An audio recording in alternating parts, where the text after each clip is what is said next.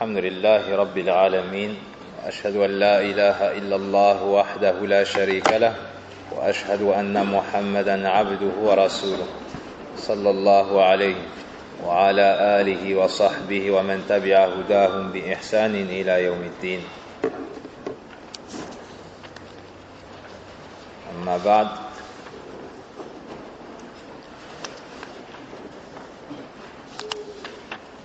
Nous sommes toujours dans le chapitre des invocations du sommeil.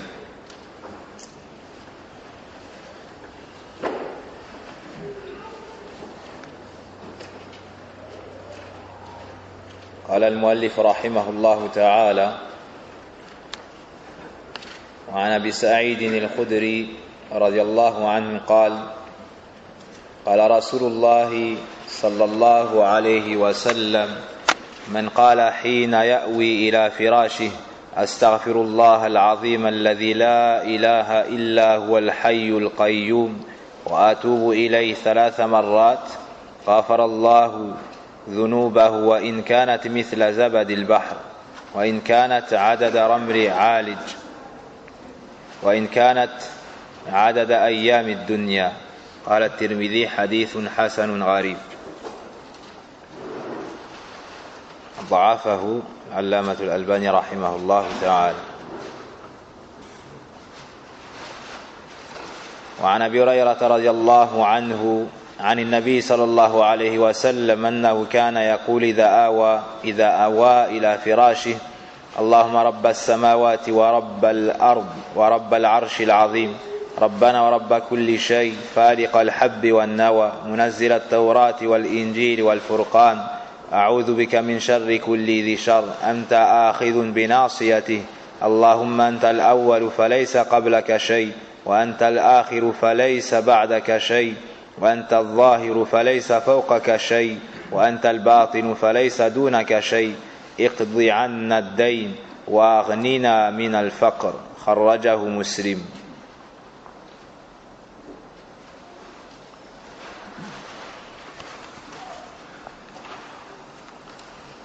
Donc selon Abu Huraira, lorsque le prophète sallallahu alayhi wa sallam se mettait au lit, il disait: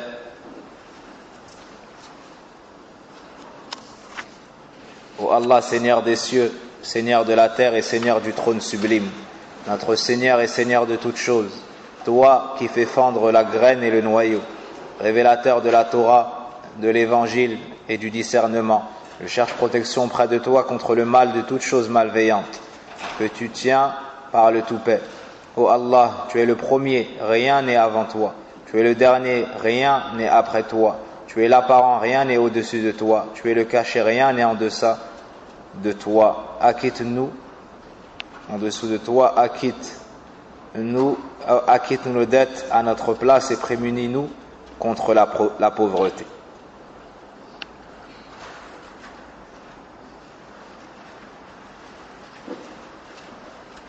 C'est l'avant-dernier hadith de ce chapitre concernant les invocations à dire lors du coucher. في هذا الحديث توسل بذكر ربوبية الله سبحانه وتعالى وبذكر مخلوقات الله تبارك وتعالى أو بعض المخلوقات العظيمة وبأنه فالق الحب والنوى. Dans ce hadith, le prophète sallallahu alayhi wa sallam invoque Allah tabaraka wa ta'ala en citant avant sa demande qu'Allah tabaraka wa ta'ala est seul maître, le seul Seigneur, et qu'il est unique dans sa seigneurie comme étant le Seigneur des cieux et de la terre, le Seigneur du trône immense ou sublime et le Seigneur de toutes choses. Donc avant de faire part de sa demande, le prophète sallallahu alayhi wa sallam cite des créatures d'Allah tabaraka wa ta'ala parmi les plus grandes et parmi les plus lourdes. On nous cite également qu'Allah azza wa jalla est celui qui fend la graine et le noyau, qu'il est celui qui a fait descendre, qui a révélé la Torah, donc le livre qui a été descendu sur Moussa alayhi salam, al-Injil, ce qui a été révélé à Isa alayhi salam, ou al-Furqan. Al-Furqan, c'est un des noms du Coran. Al-Furqan signifie le discernement. Al-Furqan signifie le discernement. Donc le prophète sallallahu alayhi wa sallam a cité tout cela. Et quelle est la demande? Quelle est la chose recherchée ici dans le hadith? A'udhu bika min sharri kulli dhi shar anta akhidhun bi nasiyatihi.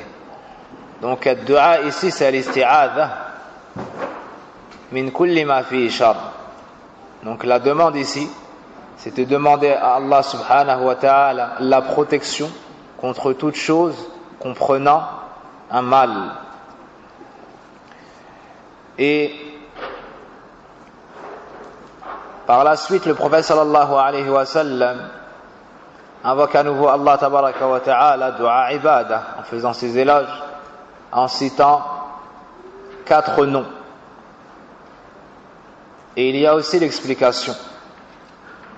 Il ne nous est donc pas permis d'expliquer les noms en opposition, les noms d'Allah Azza wa Jal, en opposition avec ce qu'a cité ici le prophète sallallahu alayhi wa sallam, contrairement aux gens qui dénaturent le sens des noms d'Allah tabaraka wa ta'ala, al-mu'attilah. Et les 4 noms cités ici, al-awwal, al-akhir, al-zahir, al-batin. وفي الأول والآخر إحاطة الله سبحانه وتعالى بالأمور الزمنية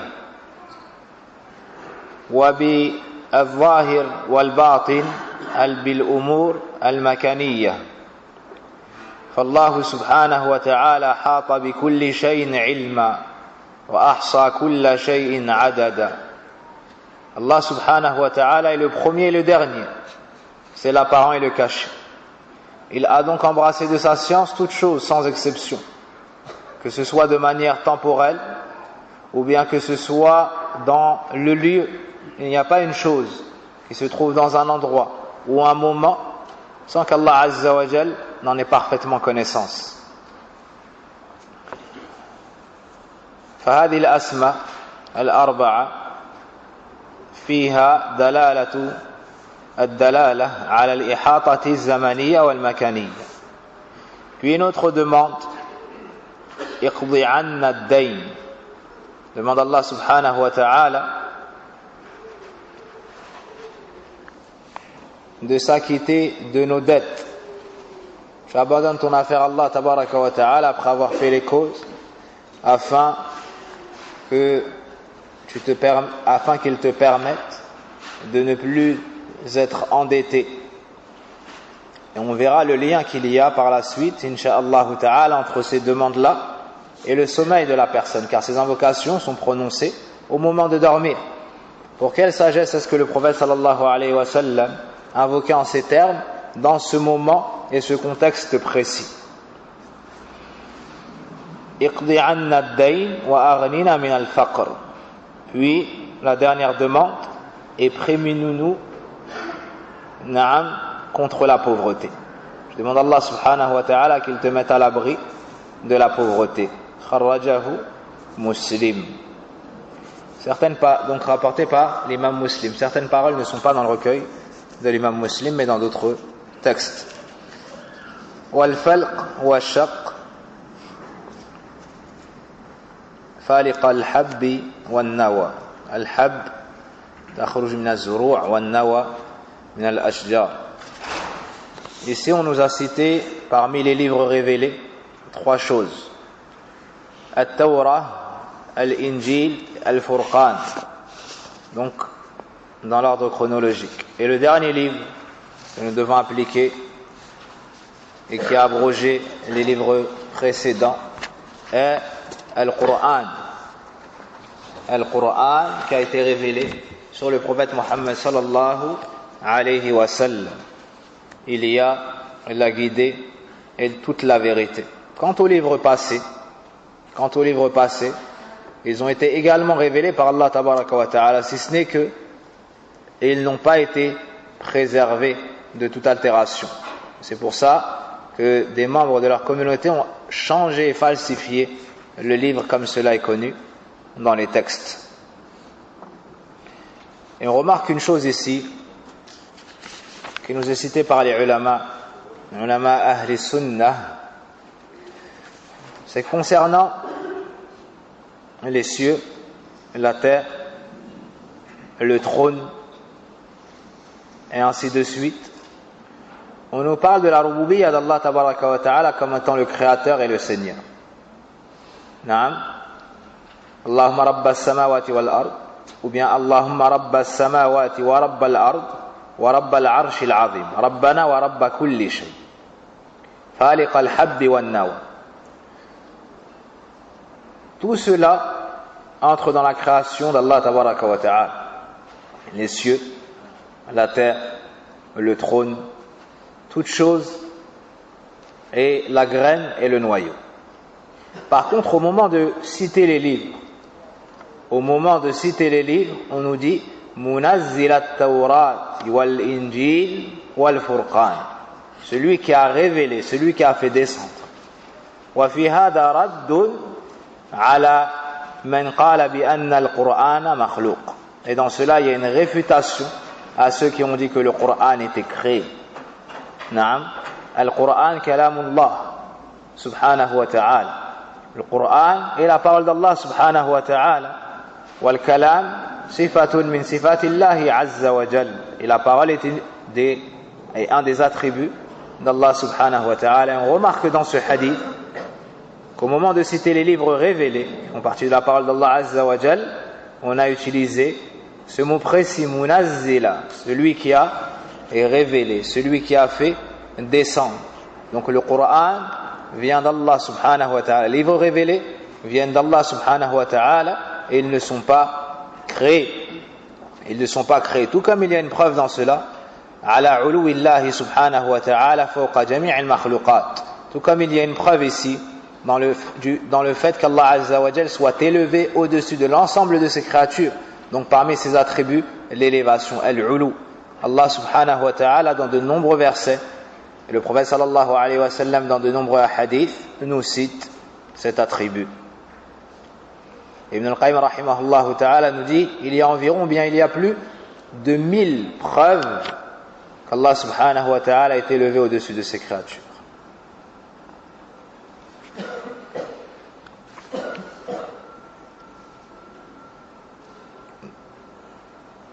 Donc révélateur de la Torah, de l'évangile et du discernement, il y a une preuve dans cela que le Coran n'est pas créé.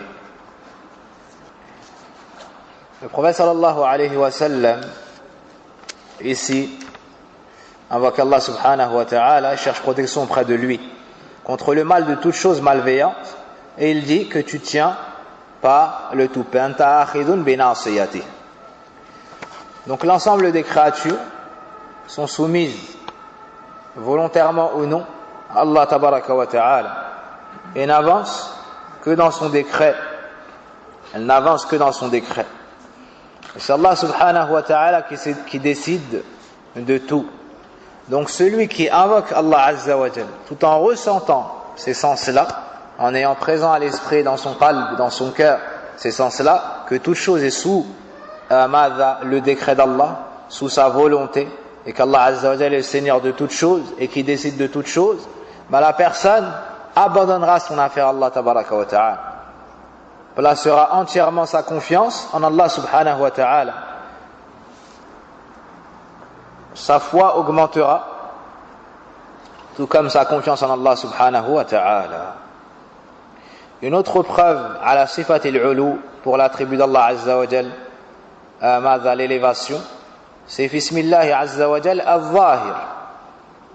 Dans le nom d'Allah azza wa jal, al-zahir. Il y a une preuve dans cela ala uluwillahi subhanahu wa ta'ala. Wa fi ismihi al-batin dilala ala qurbihi min al-mu'minin. فهو فذكر لنا ماذا الظاهر مع الباطن وكذا الأول مع الآخر دفعا لما قد يتوهم من التناقض بين هذه الأسماء. On nous a cité ces noms ensemble, الظاهر الباطن الأول الآخر, afin de repousser toute ambiguïté qui pourrait naître dans le cœur de la personne en pensant qu'il y a une contradiction chez Allah subhanahu wa ta'ala comme étant le premier mais aussi le dernier, comme étant l'apparent mais aussi le caché. Et pour plus de détails, il faut revenir au livre de Aqidah. Iqdi anna ad-dayn. Ici le prophète sallallahu alayhi wa sallam invoque Allah et demande à ce qu'il acquitte nos dettes.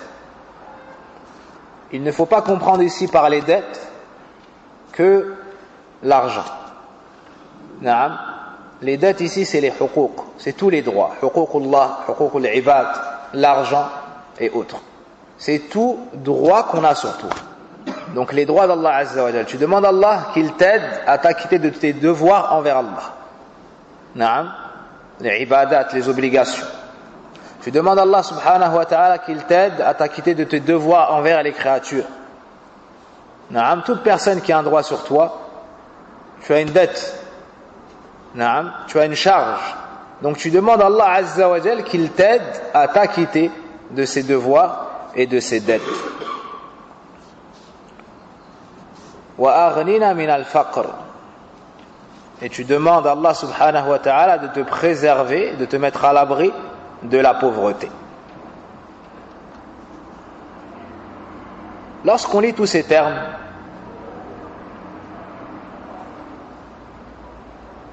on a la certitude que le prophète sallallahu alayhi wa sallam, abdun lillah, est un serviteur d'Allah tabaraka wa ta'ala. Il demande à Allah de le protéger contre toute chose comprenant un mal.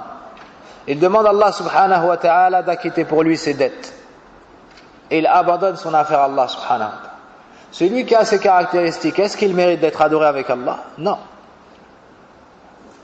Donc dans ce hadith, ou de ce hadith, les savants, à l'image de celui qui a expliqué le livre Al-Sheikh Abdul Razzaq, hafidhahullah ta'ala, nous dit celui qui étudie les adhkar, il apprendra le tawhid. Dans tous les adhkar, on t'apprend le tawhid.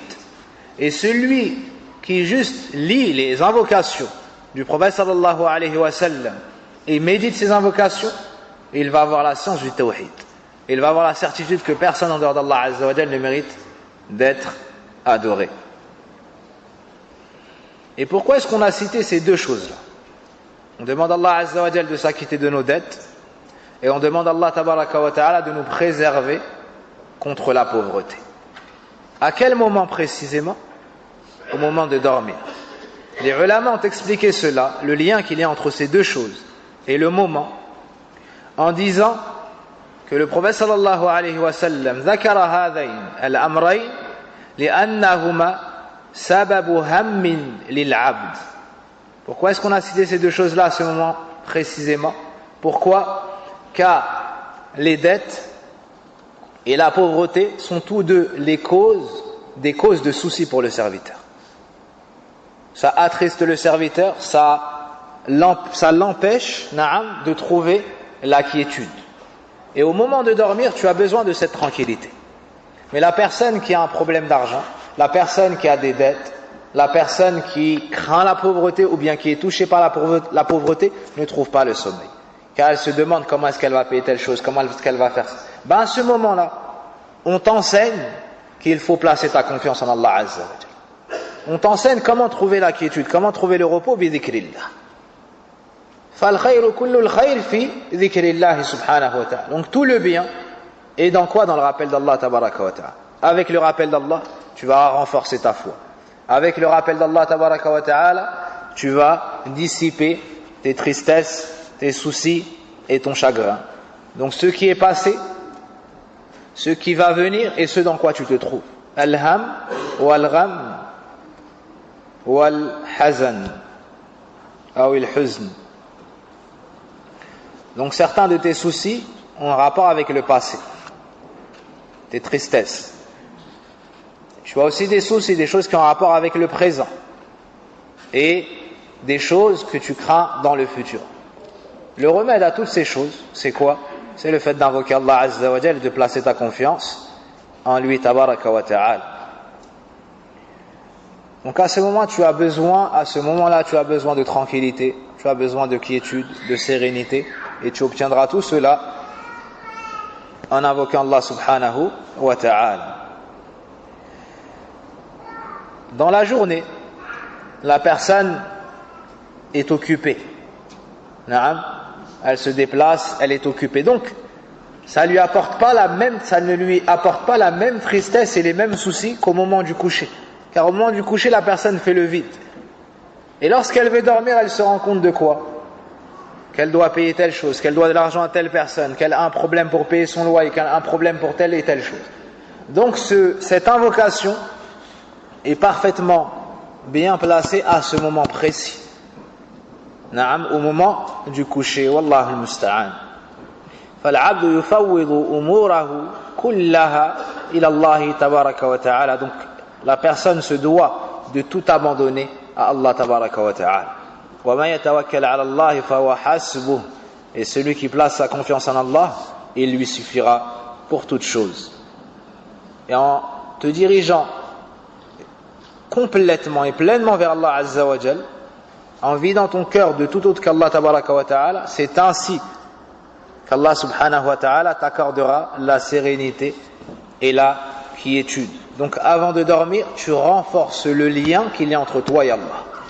Avant de dormir, tu renforces le lien qu'il y a entre toi et Allah subhanahu wa ta'ala. Et si tu fais cela, Allah te mettra à l'abri de tout ce qui cause les soucis, la tristesse et ainsi de suite. Wala hawla wala quwwata illa billah. Donc si le prophète sallallahu alayhi wa sallam présentait tous ses besoins à Allah tabaraka wa ta'ala, comment est-ce que nous on pourrait par la suite ne pas se diriger vers Allah tabaraka wa ta'ala lorsque nous avons des besoins? Certaines personnes ne frappent à toutes les portes. Certaines personnes ne frappent à toutes les portes lorsqu'elles ont des soucis et oublient la meilleure. Le fait de se diriger vers Allah tabaraka wa ta'ala afin qu'il nous mette à l'abri de la pauvreté et qu'il s'acquitte pour nous de nos dettes.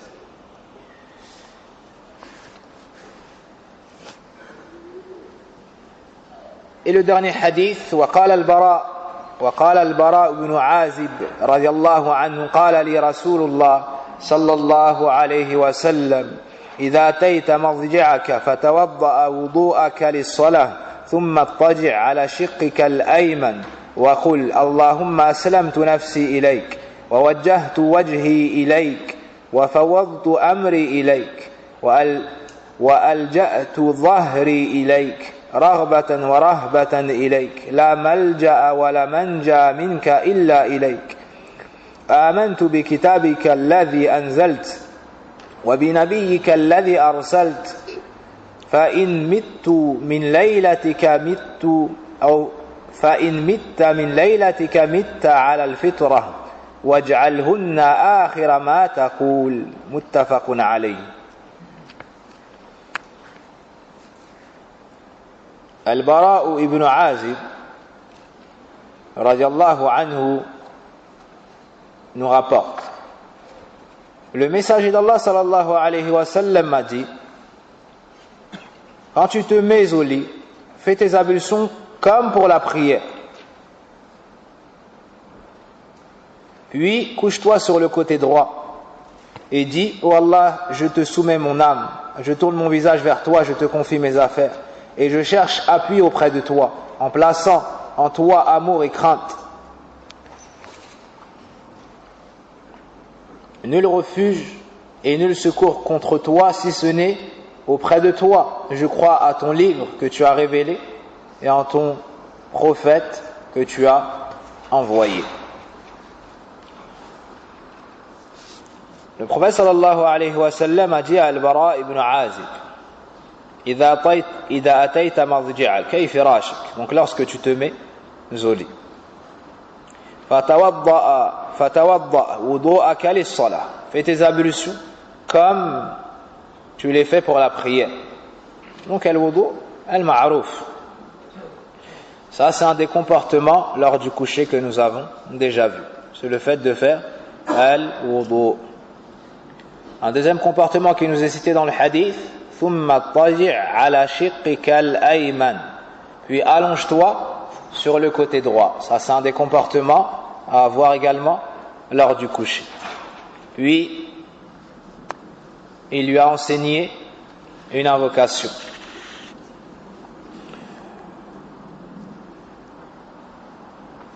Avant ça, la personne qui a déjà le wudu, n'a pas besoin de refaire le wudu. Wadah? Ça, c'est pour la personne qui n'a pas le wudu. Comme a dit le sharih, celui qui a déjà le wudu, il est à la tahara, cela lui suffit. Il ne refait pas le wudu. Ici, tu vas t'apprêter à faire quoi avant de dormir? Tadhkurullah, tu vas invoquer Allah Azza wa Jalla. Wa akmalu ahwali al-'abd 'inda dhikrillah yakuna 'ala at-tahara. Tu t'apprêtes à invoquer Allah subhanahu wa ta'ala, à faire du dhikr. Et parmi les invocations, il y a aussi de la lecture du Coran. Naam. Comme Ayatul Kursi, comme la fin de Suratul Baqarah. Les savants disent l'état le plus parfait et complet pour invoquer Allah Azza wa Jal, c'est d'être à la tahara, c'est d'avoir le wudu. Donc ça, c'est aussi une des sagesses de faire le wudu à ce moment-là. C'est que tu vas invoquer Allah Azza wa Jal avec tout ce que tu as appris dans ce chapitre. Et pour faire cela, la meilleure façon, c'est d'être à la tahara. Donc tu fais le wudu avant de t'allonger.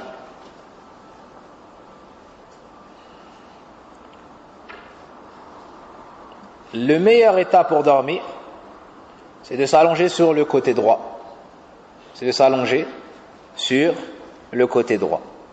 Du moins, au moins, plutôt, lorsque tu t'allonges au début. Après, si tu veux changer de position, libre à toi. Naam, mais sache que le mieux est de te mettre sur le côté droit. Ensuite, lorsque tu vas dormir, si tu peux rester dans cette position, c'est encore mieux. Si tu peux rester dans cette position, sache que c'est encore mieux. Le deuxième degré, c'est de se mettre sur le côté gauche. Ensuite, sur le dos. Donc, dors sur le côté droit, sinon sur le côté gauche, sinon sur le dos. Quant au ventre, le shir a dit que le prophète sallallahu alayhi wa sallam a interdit cela.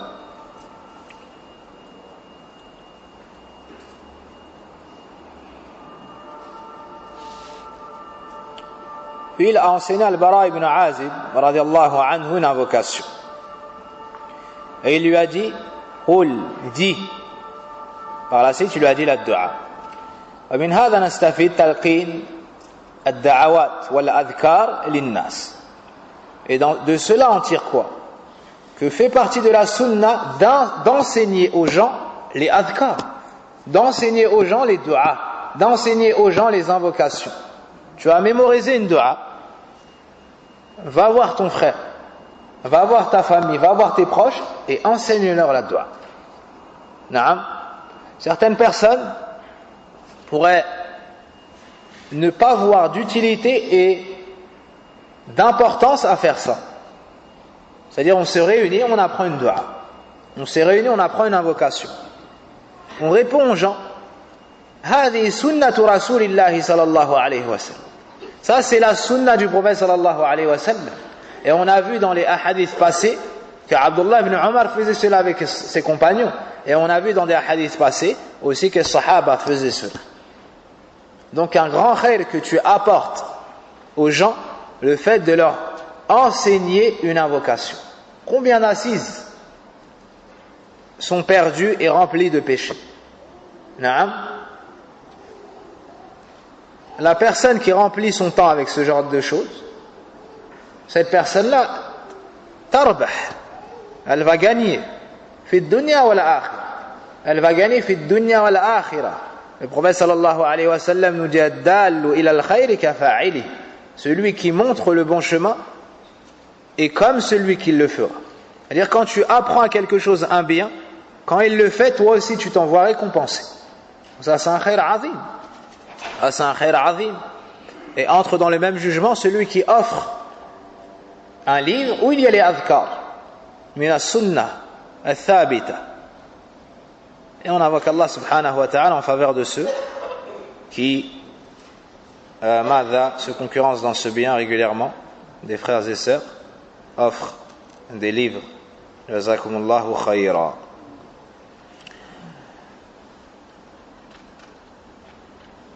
On voit aussi que le prophète sallallahu alayhi wa sallam était la meilleure des créatures et celle qui voulait le mieux, le bien pour les autres, celle qui voulait le plus de bien aux autres.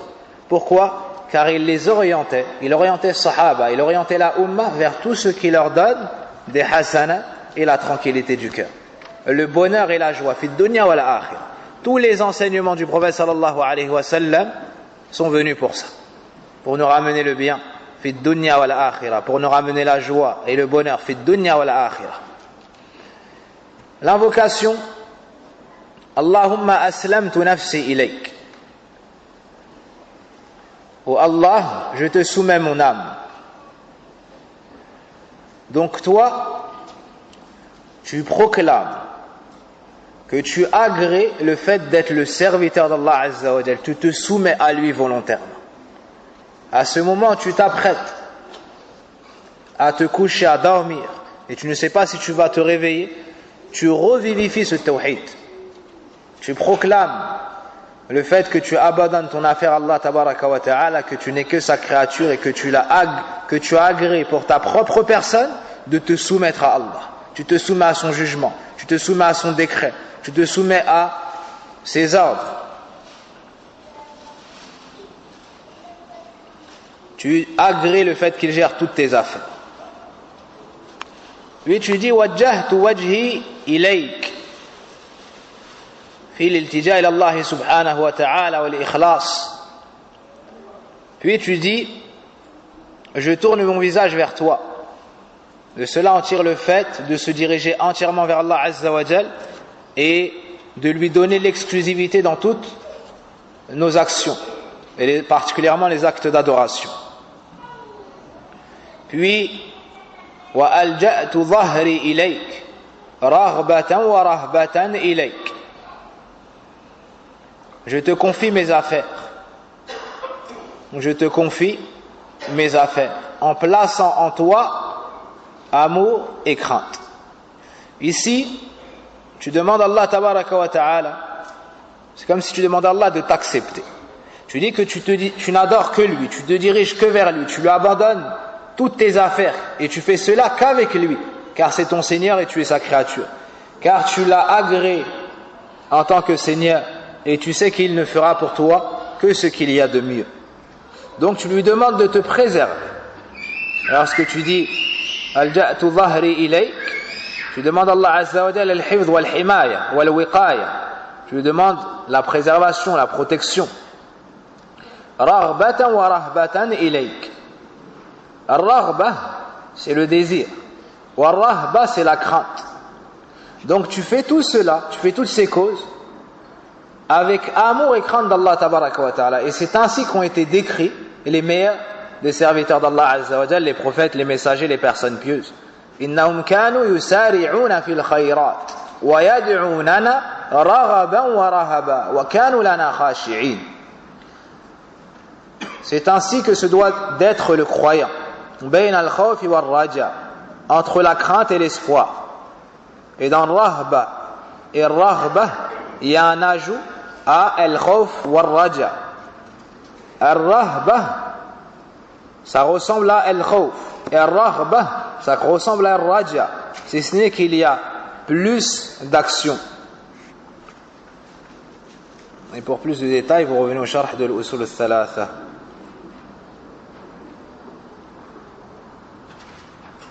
Donc la personne doit toujours être entre la crainte et l'espoir. Elle ne doit pas adorer Allah Azza wa Jal qu'avec la crainte, à la manière des Khawarij, et délaisser les textes sur l'espoir. Elle ne doit pas adorer Allah Azza wa Jal qu'avec les textes qui sont venus sur Al-Raja, sur l'espoir, à la manière de Al-Murji'ah, et délaisser les textes sur la crainte. mais elle doit unir entre les deux. Elle doit unir entre les deux. Et ajouter à cela al-mahabba, l'amour, et avoir avec cela al-mahabba. Et c'est ce qu'on retrouve au début de Suratul Fatiha. C'est ce qu'on retrouve au début de Suratul Fatiha. Donc tu as peur qu'Allah ne t'accepte pas, mais tu espères de par sa grâce, sa générosité, qu'il ne te repousse pas. Puis, tu dis, nul refuge, nul secours contre toi si ce n'est auprès de toi. Donc toi, tu abandonnes toutes tes affaires à Allah tabaraka wa ta'ala. Et tu proclames le fait que tu ne pourras trouver le secours, ni le refuge, si ce n'est auprès de lui. D'accord ? C'est connu que de toute chose que tu crains, tu t'en éloignes. Sahih ? Toute chose que tu redoutes, tu la fuis, tu t'en sauves le plus loin possible. Excepté une seule chose. Excepté une seule chose, c'est Allah tabaraka wa ta'ala. Allah nous dit dans le Coran, fafirru ilallah. Sauvez-vous vers Allah. Fuyez vers Allah. Lorsque tu te sauves d'une chose pour une autre chose, pour chercher protection contre cette autre chose, tu vas te sauver vers quoi? Vers plus fort. Sahih? Vers plus riche. Vers plus miséricordieux. Vers plus. Sahih? Si tu te sauves d'Allah tabaraka wa ta'ala par crainte de son châtiment, tu vas te sauver vers qui? Est-ce que tu connais plus parfait qu'Allah? Est-ce que tu as trouvé plus riche qu'Allah? Est-ce que tu connais une protection plus complète et plus sûre que celle qu'Allah t'accorde? Donc si tu te sauves d'Allah Azza wa Jal par crainte de son châtiment et de sa menace, tu ne pourras aller que vers qui? Vers Allah lui-même. Vers Allah lui-même. De toute chose dont tu redoutes la menace, tu la fuis, tu te sauves vers une autre. Naam, sauf pour Allah subhanahu wa ta'ala. Tu peux te sauver d'Allah que pour aller vers lui. Naam, tu te sauves d'Allah pour aller chez Allah. Tu te sauves du châtiment d'Allah vers la miséricorde d'Allah.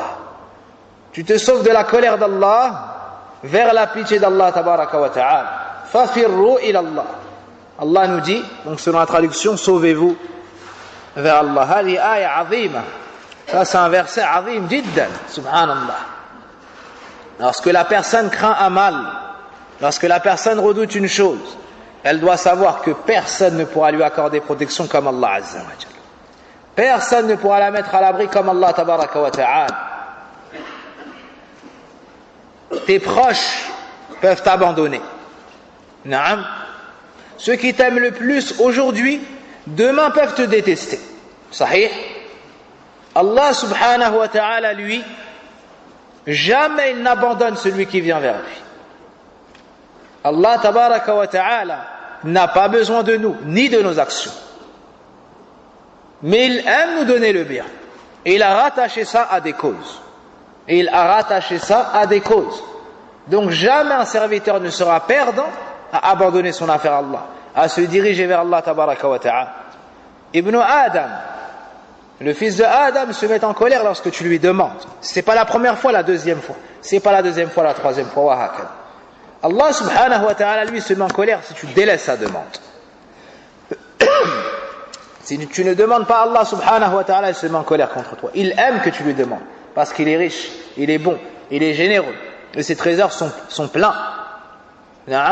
Si l'ensemble des créatures lui demandaient, chacun demandait tout ce qu'il voulait, et Allah Azza wa Jalla accordait à chacun tout ce qu'il a demandé, ça ne diminuerait en rien les richesses d'Allah Azza wa Jalla.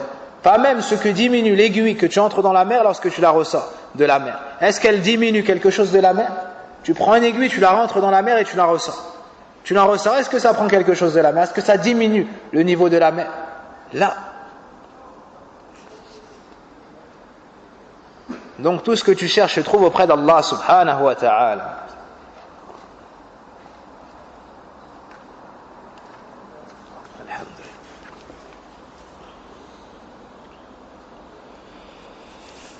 فزوال الخوف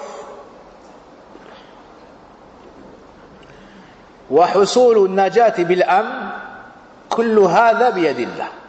Donc le fait de dissiper la crainte et d'apporter la sécurité, cela ne peut se faire que par Allah subhanahu wa ta'ala. C'est Allah qui dissipe tout cela, qui accorde la sécurité aux serviteurs.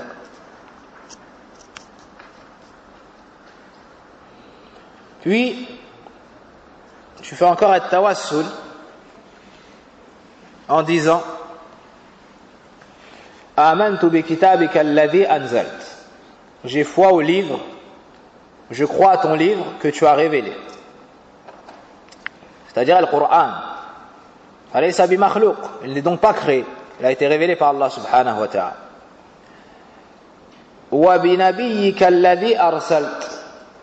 Et au prophète que tu as envoyé.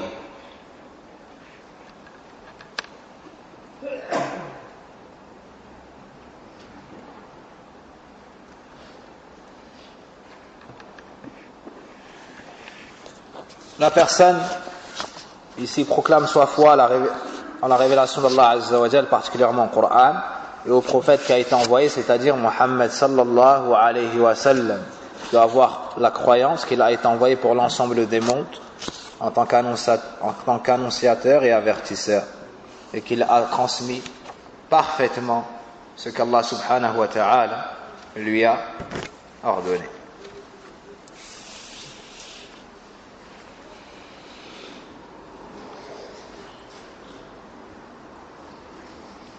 Quelle est la faïda, ou parmi les fawaïd, de faire ce qui nous est cité dans ce hadith? Qu'y a-t-il? Il me semble que cela n'est pas cité dans la traduction. Naam. À la fin du hadith, ajoutez cela. فَإِن مِتَّ مِنْ لَيْلَتِكَ مِتَّ عَلَى الْفِطْرَةِ. Si tu meurs cette nuit, tu mourras sur la fitra, la saine nature. وَاجْعَلْهُنَّ آخِرَ مَا تَقُولُ. Et fais de ces paroles les dernières paroles que tu prononceras. Fais de ces paroles les dernières paroles que tu prononceras.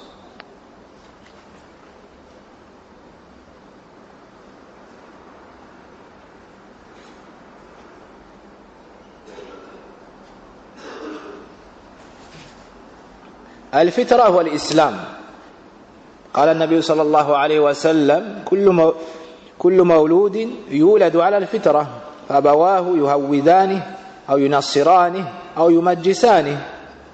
وتلاحظ أن النبي صلى الله عليه وسلم لم يقل يسلمانه لأنه على الفطرة فطر على الإسلام.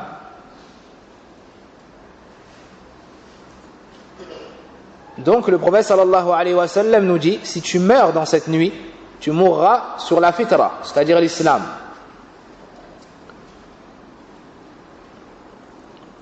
وَاجْعَلْهُنَّ آخِرَ مَا تَقُولُ. Et fais de ces paroles les dernières que tu prononceras.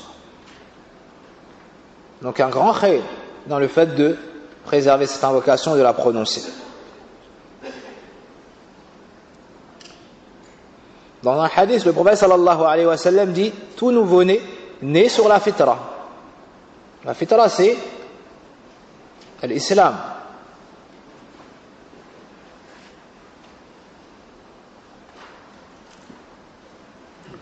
Dans une autre version du hadith, وَإِنْ أَصْبَحْتَ أَصَبْتَ خَيْرًا.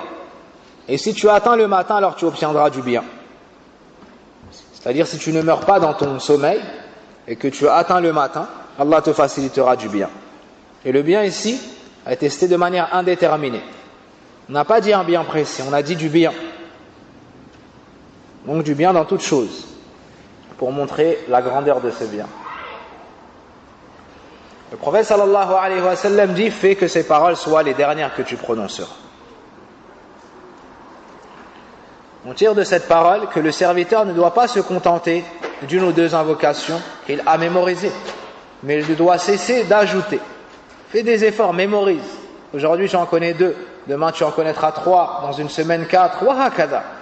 Naam, et sois régulier dans la prononciation, dans l'évocation d'Allah Azza wa Jal, et particulièrement dans les adhkar, dans les invocations au moment de dormir. Ne dis pas, moi j'en connais que 3, je n'en dis que 3. Là, Tazawwad min al-khayr. Ajoute du bien à ton bien. Naam, ajoute du bien au bien que tu as. Si tu en dis une, c'est un khayr azim. Mais deux, c'est mieux. Et trois, c'est mieux que deux. Wa hakadha. Même s'il te faut pour cela t'aider d'un livre. Tu prends le livre, tu le mets à côté de toi, et chaque nuit, tu récites. D'accord? Tu tentes de mémoriser, mais s'il y en a certaines que tu n'as pas encore mémorisées, il n'y a pas de mal à prendre le livre et à les réciter. Ainsi, tu verras que tu les mémoriseras rapidement.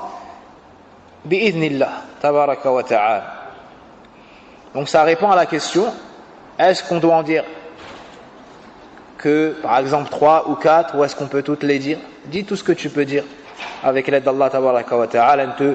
Ne sois pas satisfait d'en dire qu'une ou deux ou 3 ou 5. Il y en a beaucoup. Fais ton possible pour en dire le maximum. Parmi ce qui est authentique. Parmi ce qui est authentique. Ici, notre faïda, on voit qu'il y a dans les invocations des choses qui sont à mettre à la fin ou bien au début. D'accord? Le prophète sallallahu alayhi wa sallam a dit ici waj'alhunna akhira ma taqul. Fais en sorte que ces paroles soient les dernières que tu prononces. Il y a un ishkal, c'est que dans un autre hadith, en parlant de Suratul Kafirun, sachez que parmi la sunna, le fait de réciter Suratul Kafirun avant de dormir. D'accord? Le prophète sallallahu alayhi wa sallam a également dit aux sahabis que cela soit la dernière chose. D'accord? Donc comment unir entre ces deux hadiths? Comment unir entre ces deux hadiths? Certains ont dit waj'alhunna akhira ma taqul, fais en sorte que ce soit la dernière chose que tu dis, c'est-à-dire min akhiri ma taqul, c'est-à-dire parmi les dernières invocations que tu diras. Pas forcément la dernière en soi, mais parmi les dernières, du fait qu'il y en a beaucoup, fais en sorte que celle-là soit parmi les dernières. Al-Shaykh Al-Sharih hafidhahullah ta'ala a expliqué lui cela en disant هذا في باب الأذكار وهذا من باب القرآن في باب القرآن. Il a dit ça, c'est dans les invocations. Quant à Suratul Kafirun, c'est-à-dire parmi le Coran que tu réciteras. Donc, quant aux invocations, ad-du'a, la dernière chose que tu diras sera ce hadith-là, la parole qu'il a enseigné à Al-Bara ibn Azib. Mais quant au Coran, on a vu qu'il y a Ayatul Kursi, la fin de Suratul Baqarah. D'accord, il y a encore d'autres choses qui ne sont pas venues ici dans le livre. Du Coran, tu feras en sorte que la dernière chose que tu réciteras sera le Kafirun. Et des invocations, tu feras en sorte que la dernière chose que tu réciteras soit Hadith al-Bara. D'accord, si dans deux hadiths, on trouve la même parole, waj'alhunna akhira ma taqul, fais en sorte que la dernière chose que tu prononces soit cette parole. Donc dans le hadith de Bara, on trouve ça. Mais dans un autre hadith, si on trouve la même chose. Naam. Les savants disent, parfois, tu finiras par celui-ci, et parfois, tu finiras par l'autre. D'accord? Quoi qu'il en soit, ce qui importe, c'est de savoir qu'il n'y a aucune contradiction dans les paroles du prophète sallallahu alayhi wa sallam. وبهذا ننتهي من هذا الباب الرابع. Et avec cela, nous avons fini le 4e chapitre des invocations à dire au moment du coucher. الباب الخامس فصل فيما يقوله المستيقظ من نومه ليلا. Le 5e chapitre, ce que l'on dit en se réveillant la nuit. Ce que l'on dit en se réveillant la nuit. Al-istiqadh huna, c'est min al-layl. Donc cela est propre au sommeil de la nuit. Ce qui va être cité, c'est comme dua est propre à celui qui se réveille dans la nuit. Car la personne peut faire une sieste à n'importe quel moment. Naam, ce chapitre est comme la continuité du chapitre passé. عن عبادة بن صامت رضي الله عنه عن النبي صلى الله عليه وسلم قال من تعار أي استيقظ من الليل فقال لا إله إلا الله وحده لا شريك له له الملك وله الحمد وهو على كل شيء قدير الحمد لله وسبحان الله ولا إله إلا الله والله أكبر ولا حول ولا قوة إلا بالله العلي العظيم ثم قال اللهم اغفر لي أو دعا استجيب له فإن توضأ وصلى قبلت صلاته خرجه البخاري.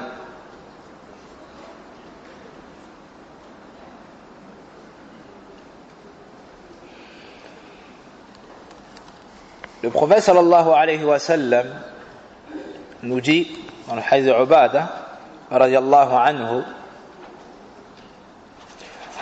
Man ta'arra min al-layl Man ta'arra ay istayqadha Man ta'arra c'est-à-dire celui qui se réveille la nuit et dit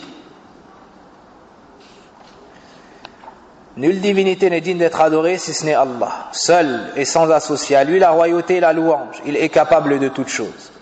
Louange à Allah, pureté à Allah, point de divinité si ce n'est Allah. Et il n'y a de force, ni de puissance, traduisant ainsi, qu'en Allah, le Très-Haut, le Majestueux. Et dit ensuite, oh Allah pardonne-moi, ou plutôt demande pardon à Allah, ou invoque, ou fait une invocation, il sera exaucé. S'il fait ses ablutions et prie, sa prière sera acceptée.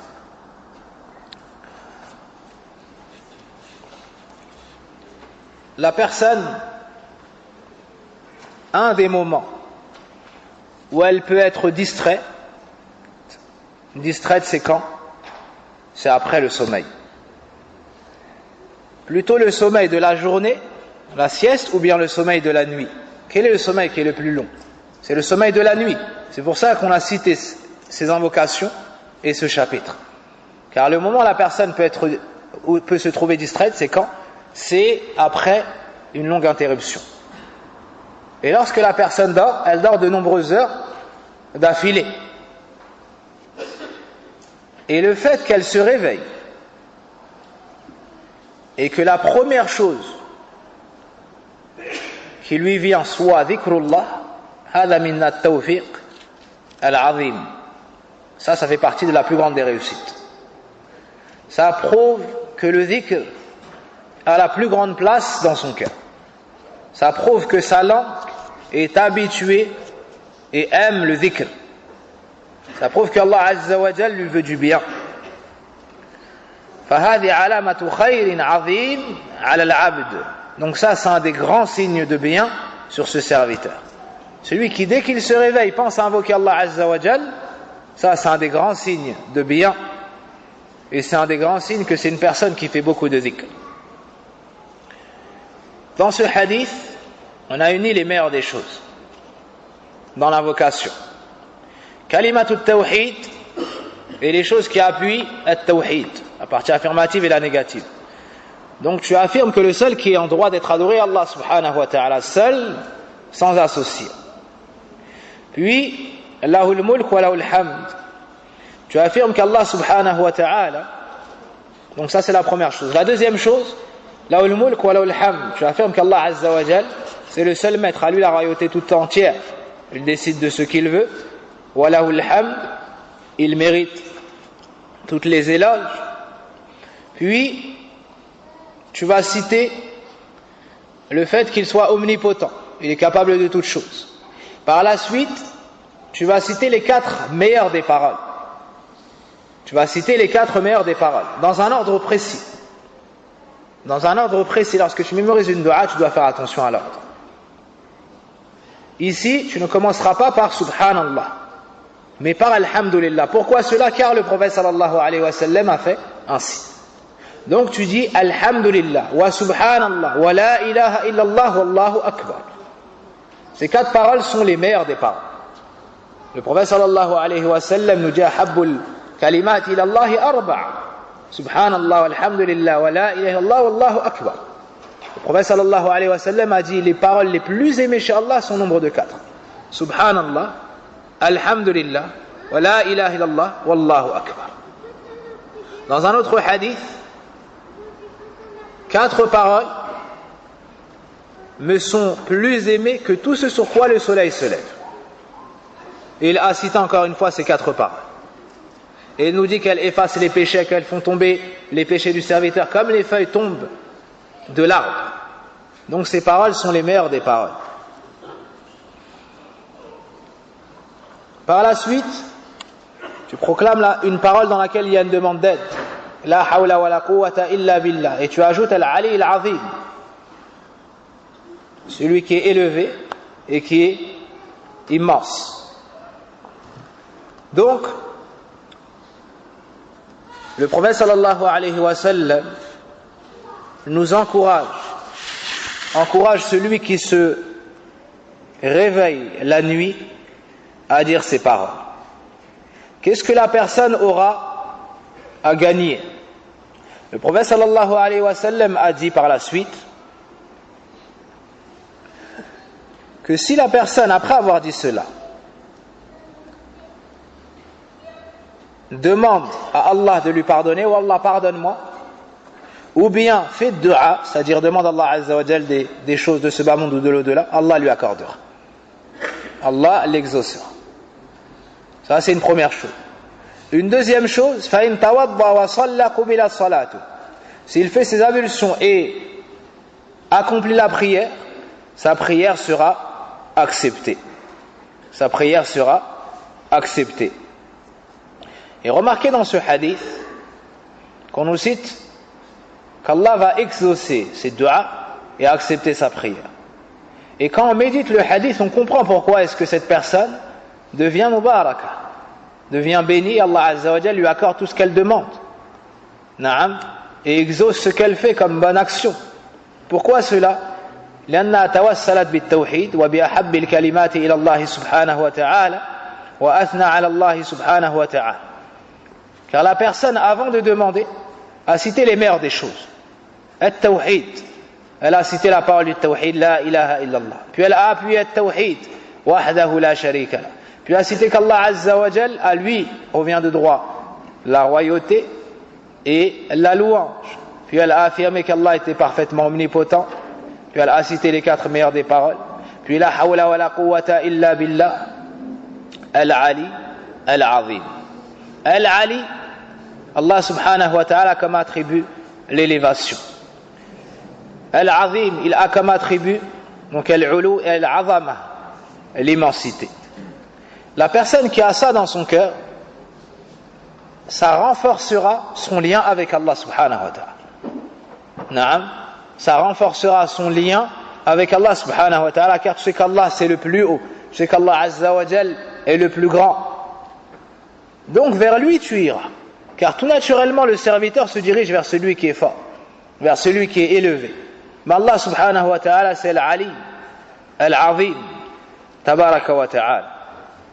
Tout cela te pousse à rattacher ton cœur à Allah subhanahu wa ta'ala et à nul autre que lui.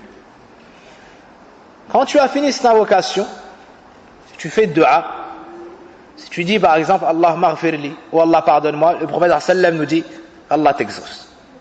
Ou da'a istujiba lah. Si tu fais dua, tu demandes tout ce que tu veux min umuri dunya wal akhirah, parmi les choses de l'au-delà, les choses de ce bas monde, Allah Azza wa Jalla t'exauce.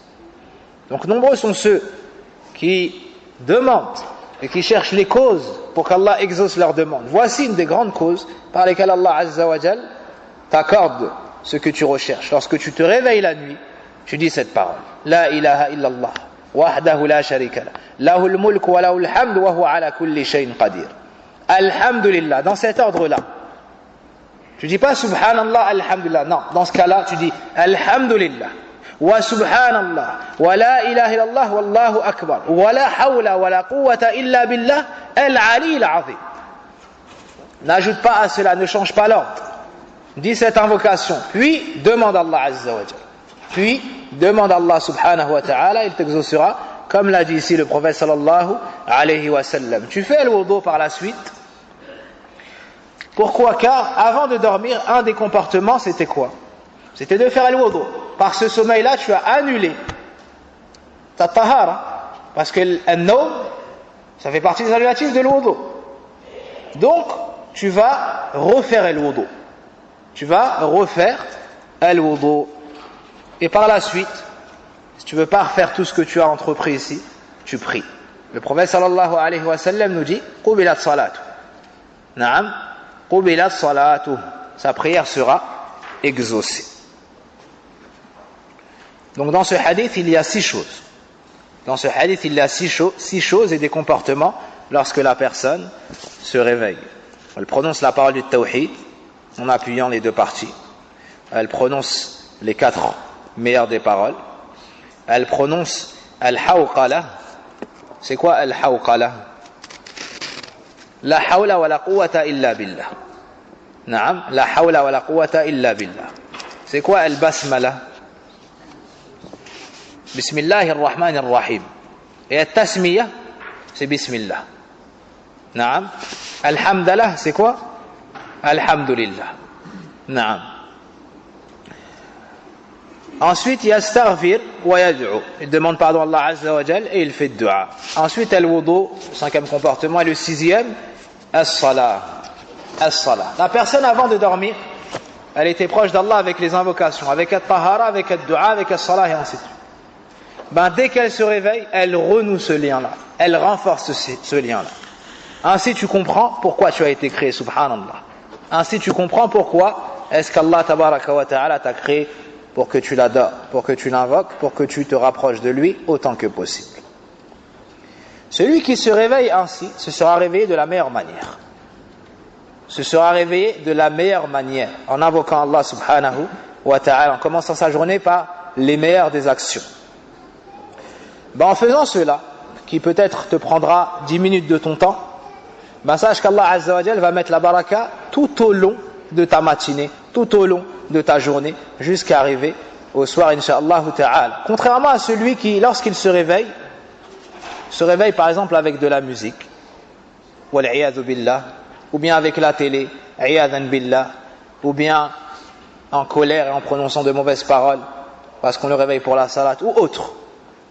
Cette personne-là se réveille dans la quiétude, dans la tranquillité, dans le tawhid, dans l'ibada, dans dhikrullah. Donc Allah Azza wa Jal met la bénédiction dans le reste de sa journée. Et dans un hadith, le prophète sallallahu alayhi wa sallam nous dit que lorsque le serviteur dort, le shaitan vient et fait 3 nœuds à l'arrière de sa tête. Naam. Et il demande à ce que sa nuit soit lourde et longue. Ou kama qala an-nabi sallallahu alayhi wa sallam. Le prophète sallallahu alayhi wa sallam nous dit, si ensuite, lorsqu'il se réveille, il invoque Allah, on enlève le premier nœud. Naam. S'il fait le wudu, on enlève le 2e nœud. Et s'il prie, on enlève le 3e nœud. Alors il se réveille en forme. Et dans le cas contraire, de mauvaise humeur, et le prophète sallam a dit, khabith an-nafs. Naam, il se réveille et il est de mauvaise humeur, kaslan, il est paresseux. Donc, il y a une grande différence entre celui qui se réveille avec dhikrullah et celui qui ne se réveille pas avec dhikrullah.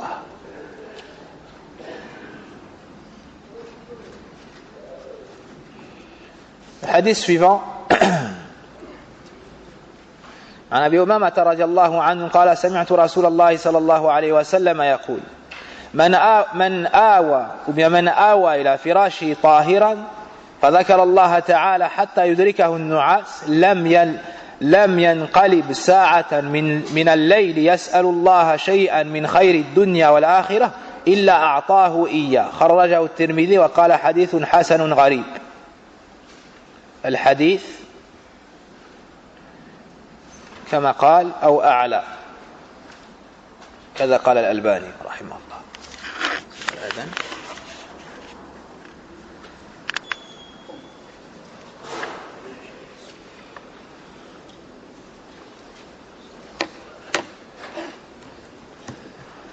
Selon Abu Umama radiallahu anhu, j'ai entendu le messager d'Allah sallallahu alayhi wa sallam dire: celui qui se met au lit en état de pureté, c'est-à-dire en ayant fait al-wudu, ici on voit encore ce comportement avant de dormir, ne se retourne pas dans son lit à un moment de la nuit en demandant à Allah un quelconque bien de ce monde ou de l'au-delà sans qu'Allah ne lui donne.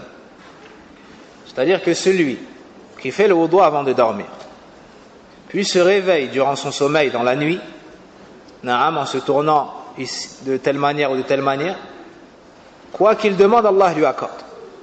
Quoi qu'il demande, Allah subhanahu wa ta'ala lui demande.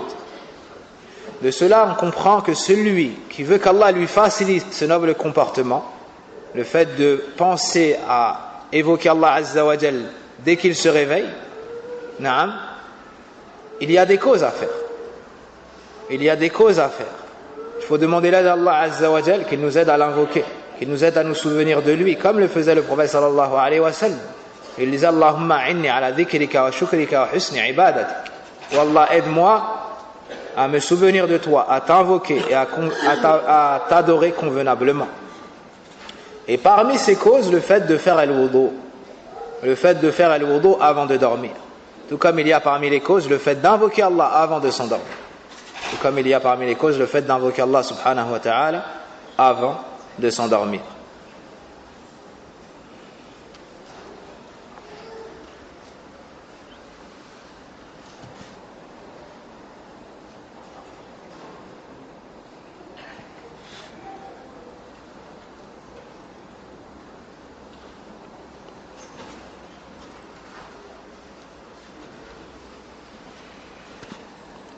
Ce hadith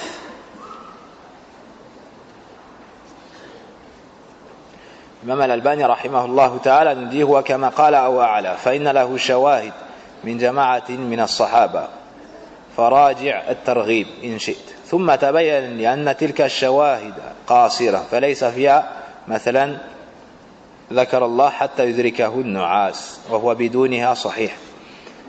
Imam al-Albani rahimahullah ta'ala nous dit que ce texte est authentique sans la partie où on nous dit وَذَكَرَ اللَّهَ تَعَالَى حَتَّى يُدْرِكَهُ النُّعَاسِ. Il invoque Allah jusqu'à ce que la somnolence ne le touche, jusqu'à s'endormir. Cette partie-là n'est pas authentique, mais le reste du hadith, oui. Et il me semble que ça a été enlevé de la traduction. نعم. وعن عائشة رضي الله عنها أن رسول الله صلى الله عليه وسلم كان إذا استيقظ من الليل قال لا إله إلا أنت سبحانك اللهم أستغفرك لذنبي وأسألك رحمتك اللهم زدني علما ولا تزغ قلبي بعد إذ هديتني وهب لي من لدنك رحمة إنك أنت الوهاب. خرجه أبو داود. هذا الحديث ضعيف. وعن أبي هريرة رضي الله عنه عن النبي صلى الله عليه وسلم قال إذا استيقظ أحدكم فليقول الحمد لله الذي رد علي روحي وعافاني في جسدي.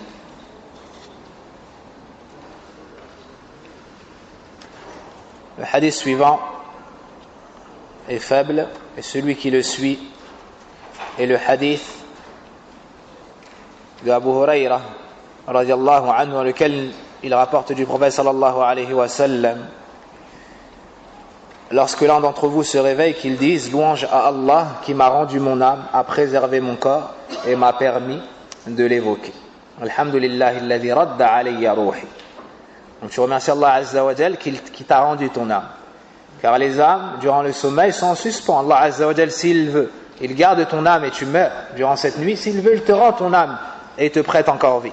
Donc c'est un grand bienfait d'Allah azza wa jal sur toi, qu'il te permette encore de vivre, pour que tu lui demandes pardon pour tes fautes, pour que tu te rapproches davantage de lui, pour que tu demandes pardon à ceux que tu as pu opprimer.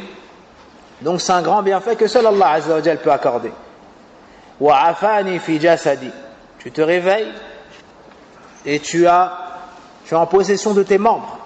Tu peux marcher, tu peux tenir et ainsi de suite. Tu es en bonne santé. Allah t'a préservé de la maladie. Allah t'a préservé des handicaps et ainsi de suite. Donc tu remercies Allah subhanahu wa ta'ala pour tout cela. Il y a un ajout du hadith wa adhinali bidhikri, et qui m'a permis de l'invoquer. Donc al-arwah عند الله سبحانه وتعالى. Les âmes sont préservées auprès d'Allah tabaraka wa ta'ala. C'est lui qui décide qui vivra encore et qui mourra durant son sommeil. Donc toi, tu as envie, tu te réveilles le matin ou tu te réveilles dans ton sommeil, remercie Allah subhanahu wa ta'ala pour cela. On s'arrête sur cela. Inch'Allah ta'ala, on continuera la semaine prochaine, si Allah Azza wa Jal nous le permet, nous maintient en vie. Walhamdulillah, alladhi bi tatimmu salihat. أسأل الله الكريم رب العرش العظيم أن يوفقنا وإياكم لما في صلاحنا في الدنيا والآخرة. وسبحانك اللهم بحمدك أشهد أن لا إله إلا أنت أستغفرك وأتوب إليك.